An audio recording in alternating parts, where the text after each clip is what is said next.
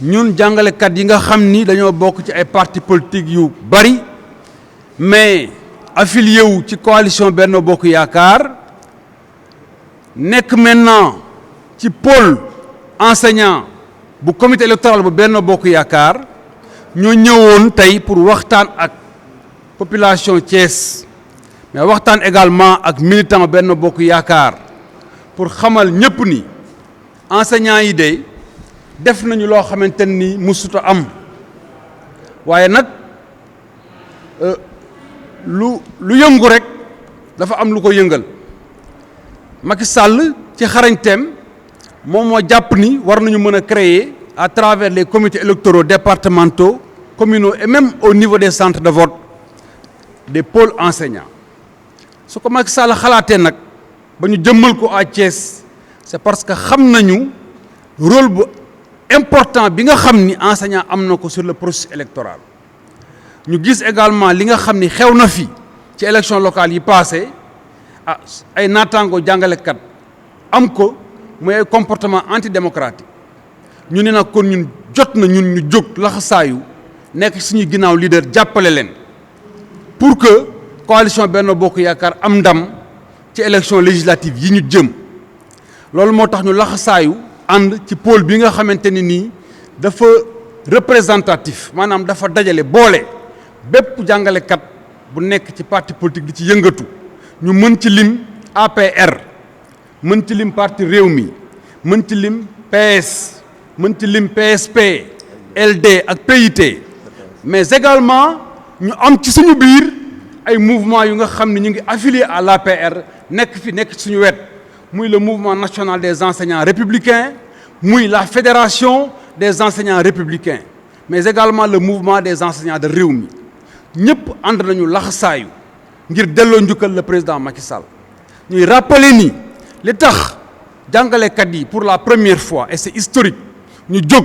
sol seeni casquette def seeni Lacoste jóg dugg ci population yi pour waxtaan ak ñoom c'est parce que cette situation Sénégal moo fi toll parce que ñun ay éducateurs lañu te kuy tabax réew ci jàngale bi ngay jaar ñu gis ni Sénégal am na fu mu toll mu am ñu fi woote violence te tabax réew àndul ak violence ñu gis ni opposition bi nga xam ne moo jàkkaarloo ak coalition Benno Bokk Yaakaar amul lenn lu muy woote amul benn discours programmatique bu mu teg budul nañu fi jëlee Macky Sall jar na sax taal réew mi di woote mortel combat ñu gis ni loolu jëmul kër parce que laaj baatu askan wi jarul taal réew mën nga ko dagaan laaj ko am ko parce que démocratie Sénégal permettre na ko mais ñun jàngalekat yi du ñu nangu kenn nag ak koo mënti doon ngay opposant wala nga xam loo doon nga jóg di woo jeunesse bi pour taal réew mi loolu bu amee ñun dinañ ci jóg wastu ci àq dugg ci population yi waxtaan ak ñoom li nga xam ne nag moo ñu gën a sawarloo mooy réalisation yu am solo yi nga xam ni le président Macky Sall def na ko moom ak nguuram ci bépp secteur d'activité bu am ci Sénégal ñu mën cee lim li mu def ci santé bi hôpitaux yaa ngi fi nga dem ba Kaffrine ba Touba ba Tamba ba Kédougou foo dem ay hôpital yu bees tax nga fay fekk recrutement bi nga également suivre na foo fi dem di nga fa fekk ay médecins yu mën a faj population yi fa nekk nga gis li mu liggéey ci wàllu infrastructure foo fi dem ci Sénégal ay tali yu bees tax nga fay fekk ay pont yoo xamante ni kenn mësu ko nattable kenn mësu koo xalaat ci Sénégal moo am Marsassoum moo am fépp te ñi ngi xalaat sax pont boo xam ni dafay jéggi dex gi relier Sénégal ak Mauritanie à partir de Rosso nga gis li nga xam ne président daal def na ko ci université yi mais li nga xam ne nag ñun moo ñu gën a yitteel mooy li mu def ci enseignement bi dans le secteur de l'éducation lépp lu doon abri provisoire bu fekkente ni nii amoon nañu 100% de déficit en matière de salle de classe pratiquement 50% des abris provisoires réduire nañ à 50%. li nga xam ne nag également bokk na ci li nga xam ne moo ñu gën a yitteel gën ñoo yëkkati mooy accord historique yi nga xam ne am na ci diggante gouvernement bi ak jàngalekat yi syndicat yi tey jii mën nañoo wax ni problème majeur u jàngalekat yi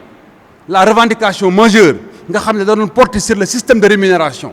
sur le traitement salarial parce que nag dafa amoon benn injustice bu amoon benn iniquité sur le traitement président Macky Sall encouragé gouvernement ba ñu signé ay accords yu historique benn gouvernement musta def li gouvernement Macky Sall def pour revaloriser la fonction enseignante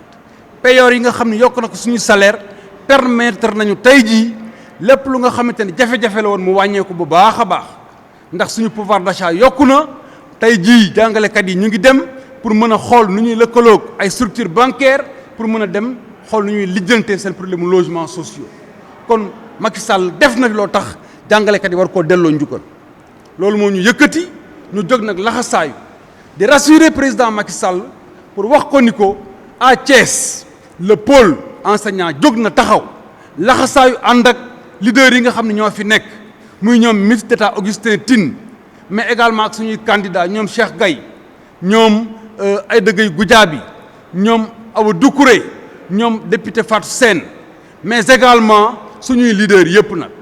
ñu jiital ci le président Idrissa Seck à Thiès mais également le ministre Pape Amadou Ndiaye le ministre Alioune Sarr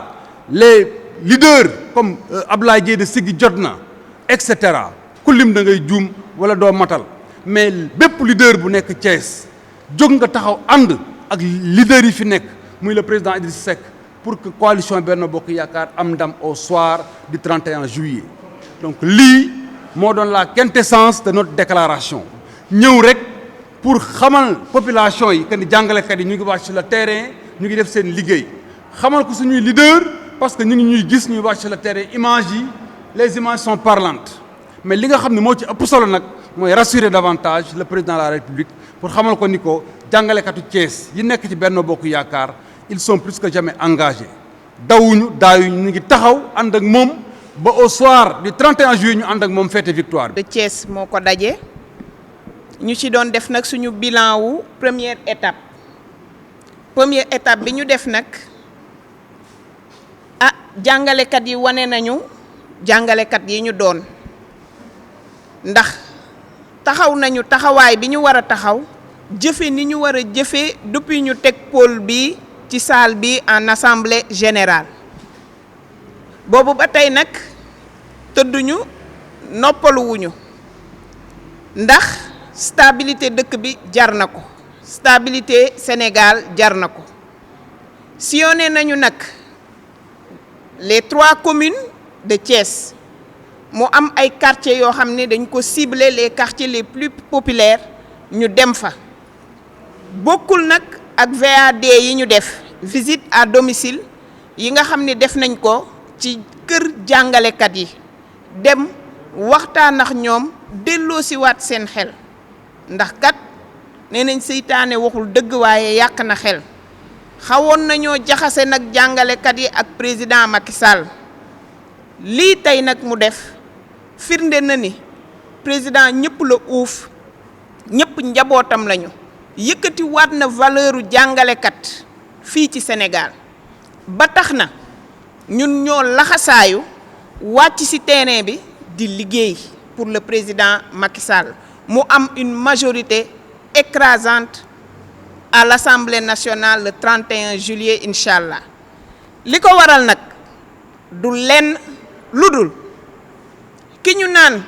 moo xew ci jamonoog coow li bëreeg wax ji topp ko ci politique moom du sax candidat la xew France du ñu nangu fii mu fi am muy cohabitation ba am tax lu ñu gouvernement bi indi pour doxal ko assemblée bi rejeté ko loolu nag ñun duñu ko nangu parce que dañu nekk ci un pays bu war a développer bu war a émerger donc dañ ciy def suñu kéem kàttan lépp lu jàngalekat mën ak fépp fu jàngalekat nekk ñu ngi lay wax ni liggéey bi sa liggéey la nga jóg jàpp ci ñu sensibiliser ñëpp ñu jox le président Macky Sall une majorité écrasante à l'Assemblée le 31 juillet incha allah tey nag comme dañ doon def suñu bilan mi-parcours ñu wax li ñu def dem nañu quartier Kawsara dem nañu quartier Médina Fall dem nañu quartier Taaxi Kaw loolu mooy ci commune nord bi ci commune ouest bi dem nañu Grand Standing ci commune ouest bi dem nañu Grand Thiès te beneen partie bi ci des mooy commune est te ci la ñu nekk ni en perspective war ko terminer balaa vendredi incha allah li nga xamante ni nag tey jii bu ñu paree suñu point de presse bi mooy dinañ ko tënk mooy suñu perspective jusqu'au jour du scrutin loolu moo nekkoon bilan wu le pôle enseignant départemental suñu naataango bi di